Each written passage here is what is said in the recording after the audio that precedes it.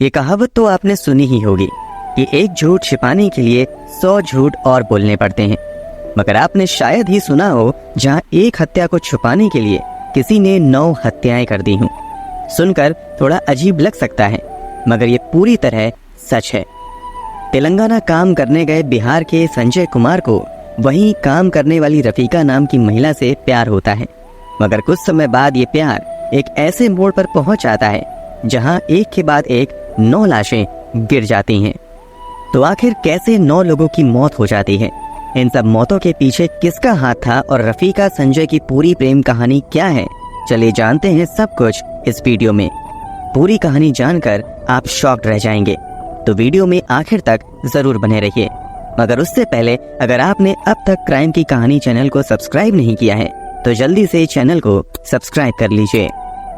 तो चलिए अब कहानी शुरू करते हैं। मार्च 2020 तक कोरोना वायरस ने तेजी से अपने पांव पसारने शुरू कर दिए थे। इस कारण 24 मार्च 2020 को देश भर में लॉकडाउन तक की घोषणा कर दी गई थी। लॉकडाउन लगने की वजह से जो मजदूर जहां काम कर रहे थे वो वहीं फंस कर रह गए। कुछ लोग मजबूरी में पैदल ही अपने घर की तरफ लौटने लगे। तेलंगाना के वारंगल जिले के गोरईगुंटा गांव में साईं दत्ता ट्रेडर्स नाम की एक जूट की बोरी बनाने वाली फैक्ट्री थी। इस फैक्ट्री में काम करने वाले ज्यादातर लोग बिहार और बंगाल के थे, मगर लॉकडाउन की वजह से इस फैक्ट्री का भी काम ठप हो गया था। यहाँ काम करने वाले मजदूर भी इसी फैक्ट्री के अंदर कैद होकर रह गए थे। फैक्ट्री में काम जरूर बंद हो गया था, मगर पहले का स्टॉक अभी भी फैक्ट्री के अंदर था, जिसे अभी भी जरूरत के हिसाब से कस्टमर तक सप्लाई किया जा रहा था। अब मई का महीना आ चुका था। फैक्ट्री के मालिक जे भास्कर को कुछ बोरी का ऑर्डर मिलता है। ऑर्डर मिलने पर वो अपने एक ऑटो ड्राइवर को कहते हैं कि फैक्ट्री में जाओ और वहां से बोरी लेकर कस्टमर तक पहुंचा दो। भास्कर ने ड्राइवर से ये भी कहा कि फैक्ट्री में काम करने वाले कुछ वर्कर्स अभी भी फैक्ट्री के अंदर ही होंगे, वो तुम्हें बोरी दे देंगे। आदेश के मुताबिक ड्राइवर ऑटो लेकर फैक्ट्री के बाहर आ जाता है और दरवाजा नॉक करने लगता है, मगर अंदर से कोई आवाज नहीं आती है। थोड़ी देर बाद वो दूसरे दरवाजे से अंदर जाकर लोगों को आवाज देकर बुलाने की कोशिश करता है, मगर वहां चारों ओर बस सन्नाटा ही सन्नाटा नजर आता है। फैक्ट्री के अंदर किसी को ना पाकर ड्राइवर भागते हुए फैक्ट्री के मालिक भास्कर तक जाता है और उन्हें जानकारी देता है कि फैक्ट्री के अंदर तो एक भी मजदूर नहीं है, जबकि वहां पर कम से कम 10 मजदूर होने चाहिए थे। भास्कर इस बात की जानकारी अपने एक और पार्टनर संतोष को देता है और फिर दोनों कुछ और लोगों को लेकर फैक्ट्री की तरफ आते हैं और मजदूरों की तलाश में लग जाते हैं। कई घंटे बीत जाते हैं, मगर मजदूरों का कोई भी अता पता नहीं चलता है। फिर भी सभी तलाश में लगे रहते हैं। अब लगभग दिन के 2 बज रहे थे, तभी कुछ लोग तलाशी के क्रम में फैक्ट्री से कुछ दूरी पर मौजूद एक कुएं तक पहुंचते हैं। उनमें से एक व्यक्ति जब कुएं के अंदर यूं ही झांकता है तो अचानक जोर से चिल्ला उठता है। आवाज सुनकर बाकी लोग भी कुएं की तरफ आते हैं। जब लोग कुएं में देखते हैं तो सभी के होश उड़ जाते हैं, क्योंकि कुएं के अंदर उन्हें 4 बोरी तैरती हुई दिखाई देती हैं। बोरी नजर आते ही तत्काल ही पुलिस को फोन किया जाता है। मौके पर पुलिस की टीम आती है और चारों बोरियों को वहां से निकालती है। बोरी में से शक के मुताबिक ही मजदूरों की लाश निकलती है। फैक्ट्री के मालिक पहचान करते हैं कि ये चारों इस फैक्ट्री में काम करने वाले मजदूर और मजदूर के परिवार वाले हैं। मरने वालों की पहचान मकसूद आलम की पत्नी निशा, बेटी बुशरा खातून और 3 साल के बेटे बबलू के रूप में होती है। 5 लोग अभी भी लापता थे। उनकी भी तलाश शुरू होती है, मगर बाकियों का कहीं भी अता पता नहीं चलता है। अंत में पुलिस वाले फिर से कुएं की गहराई में उतरकर जांच करने का फैसला करते हैं। अगले दिन जब पुलिस की एक टीम कुएं में गहराई तक जाती है तो सभी शॉक्ड रह जाते हैं, क्योंकि कुएं के तल से एक के बाद एक 5 और शव बरामद किए जाते हैं। मतलब इस एक कुएं से अब तक 9 शव निकाले जा चुके थे। इन 5 की पहचान 20 साल के शाहबाज आलम, 18 साल के सोहेल, 30 साल के शकील, 22 साल के श्याम और श्रीराम के तौर पर होती है। एक साथ 9 लोगों की मौत की खबर से पूरे शहर में हंगामा मच जाता है। पुलिस प्रशासन भी हरकत में आकर तेजी से जांच शुरू करती है और ये समझने की कोशिश करते हैं कि आखिर इतनी बड़ी घटना को किसने अंजाम दिया। एक साथ 9 लोग आत्महत्या कर लें ये बात गले से उतरने वाली नहीं थी। इसलिए हत्या के सटीक कारणों का पता लगाने के लिए शव का पोस्टमार्टम करवाने का फैसला किया जाता है। शुरुआती जांच में कहीं से भी ये संकेत नहीं मिलते हैं कि मरने वाले लोगों के साथ मारपीट की गई है या फिर इनके साथ कोई जबरदस्ती की गई हो। फिर भी आगे की जांच के लिए कुछ नमूने बड़ी लैब में भेज दिए जाते हैं। इधर पुलिस एक साथ 9 लोगों की मौत के कारणों का पता लगाने में जुट जाती है। काफी कोशिशों के बावजूद पुलिस को कहीं से कोई कामयाबी मिलती नजर नहीं आती है। लंबी जांच पड़ताल के बाद पुलिस बस इतना पता लगा पाती है कि 20 मई 2020 की रात फैक्ट्री में काम करने वाले मकसूद के छोटे बेटे शाहबाज का जन्मदिन मनाया गया था।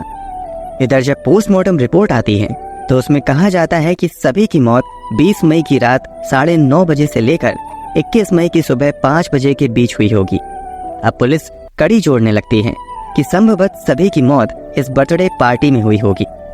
अब पुलिस अपनी जांच और तेज करती है तथा शक के आधार पर पूछताछ के लिए कुछ लोगों को हिरासत में भी लेती है, मगर कहीं से कामयाबी मिलती नजर नहीं आती है। अभी पुलिस जांच में लगी हुई थी कि तभी वारंगल पुलिस के पास एक अनजान शख्स 2 मोबाइल फोन के साथ आता है। वो व्यक्ति बताता है कि उसे ये दोनों मोबाइल फोन पास से ही सोनालिका ट्रैक्टर के गोदाम के पास मिले हैं। पुलिस के लिए इस मामले में मोबाइल का मिलना एक बड़े ब्रेक थ्रू जैसा था। जांच में पता चलता है कि ये मोबाइल किसी और का नहीं बल्कि मर चुकी मकसूद की पत्नी निशा और दूसरा मोबाइल 9 लोगों में शामिल एक और मजदूर श्रीराम का है। अब पुलिस वाले आसपास लगे सभी सीसीटीवी फुटेज को खंगालना शुरू करते हैं। शुरुआती जांच में ही पुलिस को दिखता है कि 20 मई की शाम लगभग 6 बजे ट्रैक्टर गोदाम की तरफ से एक व्यक्ति साइकिल से आ रहा है। फिर वही व्यक्ति 21 मई की सुबह 6 बजे के आसपास फिर से इस सीसीटीवी में घटना स्थल की तरफ जाते हुए दिखाई दे रहा है। पुलिस वाले अब इस साइकिल सवार व्यक्ति की तलाश में लग जाते हैं और कई दिनों की मेहनत के बाद फाइनली 25 मई 2020 को सीसीटीवी में कैद उस व्यक्ति को गिरफ्तार कर लेते हैं। गिरफ्तार इस शख्स की पहचान संजय कुमार यादव के तौर पर होती है, जो बिहार का रहने वाला था और पिछले 6 सालों से तेलंगाना में रहते हुए मजदूरी कर रहा था। गिरफ्तारी के बाद पुलिस संजय से पूछताछ शुरू करती है। शुरुआती जांच में तो संजय किसी भी तरीके से 9 लोगों की मौत में अपना हाथ होने से इनकार कर रहा था। यहाँ तक कि वो खुद को मरने वाले लोगों का दोस्त बताता है। मगर जब पुलिस सख्ती पर आ जाती है तो संजय कुमार यादव स्वीकार कर लेता है कि ये सभी हत्याएं उसने की हैं। संजय के कबूलनामे से हर कोई शॉक्ड हो जाता है। हर किसी के जहन में एक ही सवाल चलने लगता है कि आखिर इतनी बेरहमी से 9 लोगों की हत्या के पीछे की वजह क्या हो सकती है। अब संजय से इस सवाल का जवाब जानने के लिए पुलिस पूछताछ करती है तो बेहद ही हैरान कर देने वाला खुलासा होता है। संजय द्वारा किए गए खुलासे के मुताबिक साल 2014 के आसपास संजय काम के सिलसिले में तेलंगाना आता है। यहीं उसकी मुलाकात मकसूद से होती है, जो इसी बोरी की फैक्ट्री में काम किया करता था। संजय मकसूद से काम दिलवाने की बात करता है। संजय के कहने पर मकसूद उसे इस बोरी फैक्ट्री में काम दिलवा देता है, जिसमें वो और उसके परिवार के अन्य लोग काम किया करते थे। संजय के मुताबिक कुछ समय तक तो वो यहाँ बहुत अच्छे से काम करता है तथा मकसूद के परिवार का हिस्सा बन जाता है। मकसूद के परिवार में मकसूद के अलावा उसकी पत्नी निशा की एक रिश्तेदार रफीका तथा रफीका के 3 बच्चे थे। रफीका का तलाक हो चुका था और वो बच्चों के साथ इसी फैक्ट्री में रहते हुए काम करती थी तथा फैक्ट्री में काम करने वाले मजदूरों के लिए खाना बनाया करती थी। यही काम करते हुए संजय और रफीका धीरे धीरे एक दूसरे के करीब आ जाते हैं, यहाँ तक कि दोनों एक दूसरे को दिल दे बैठते हैं। सच्चाई शायद इससे अलग थी, मगर रफीका यही समझती रहती है कि संजय भी उससे प्यार करता है। दोनों एक दूसरे के इतने करीब आ जाते हैं कि एक साथ ही रहने लगते हैं। कुछ समय तक तो रफीका और संजय खुशी खुशी एक दूसरे के साथ रहते हैं, मगर इन दोनों की रिश्तों में कड़वाहट तब आनी शुरू होने लगती है जब रफीका को शक होने लगता है कि अब संजय उसकी 16 साल की बेटी पर भी गंदी नजर रखने लगा है। इस बारे में जब रफीका संजय से बात करती है तो संजय कहता है कि ऐसा कुछ नहीं है, तुम्हारी बेटी मेरे लिए भी बेटी ही है। संजय के ऐसा कहने पर रफीका थोड़ी इत्मीनान जरूर होती है, मगर बीतते समय के साथ वो देखती है कि संजय अपनी हरकतों से बाज नहीं आता है।